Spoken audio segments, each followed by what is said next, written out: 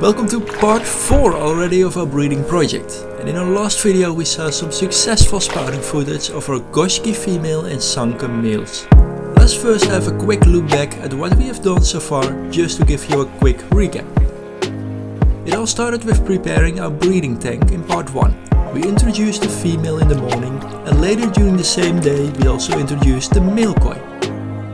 Of course, we did have a lot of hope for success in the first night, but that didn't work out.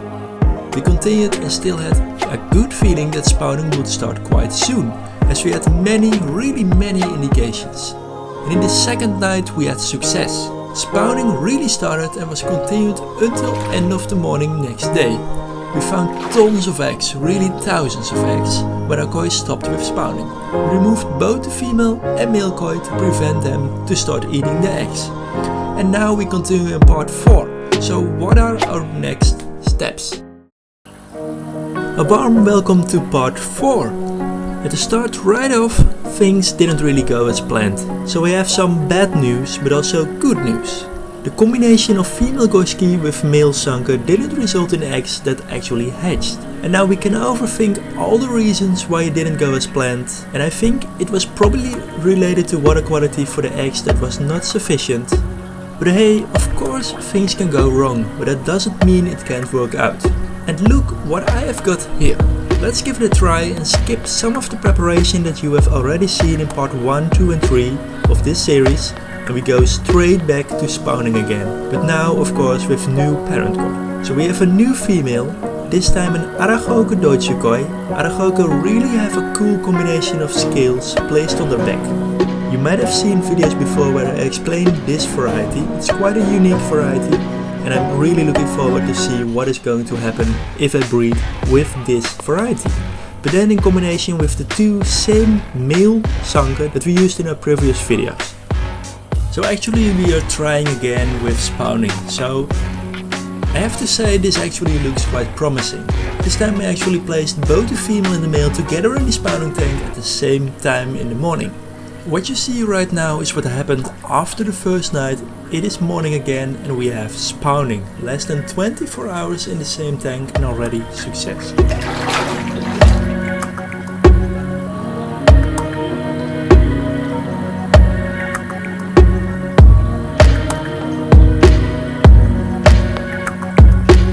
If you look closely, you can see that the male Sanke is biting the female as well. I didn't see that happening during the Goshiki with Sanke spawning previously, but this looks promising for successful spawning for sure.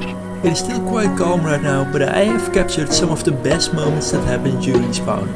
So I hope you can enjoy them as well.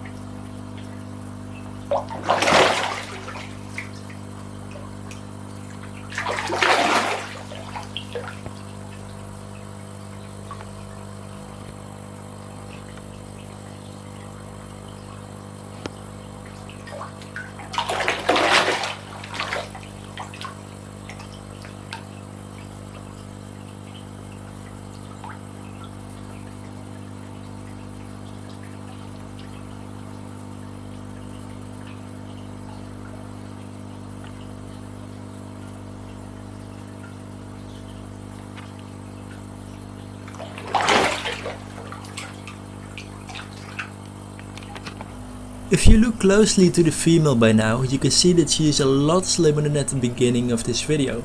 The breeding seems to calm down and spawning is almost over. As you can imagine, by now we have plenty of eggs. And this is going to be quite interesting if you ask me. What will happen if we combine a Deutsche Aragoke with 2 scaled male Sanke? Do we have a chance to get Aragoke out of these? Basically the female is quite black and a more natural looking koi. I really honestly have no idea what will happen with the fry. So what is your guess? If you have any idea what the hatchlings will look like, then please let me know. As you can see, the koi are also starting to look at the eggs and trying to eat them. So it is time now to remove the parent koi quickly before they start eating. And then let's together have a quick look at all of the eggs that we have in our spawning tank. We have many of them, really a lot of them.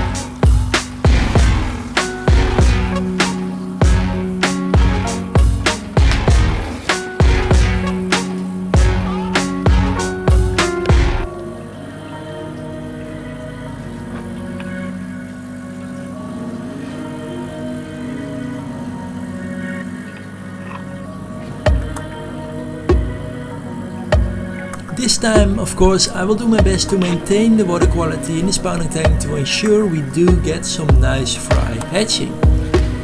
In the next video we will have some updates on the eggs and hopefully we will also see hatching. So see you in the next video, see you next time.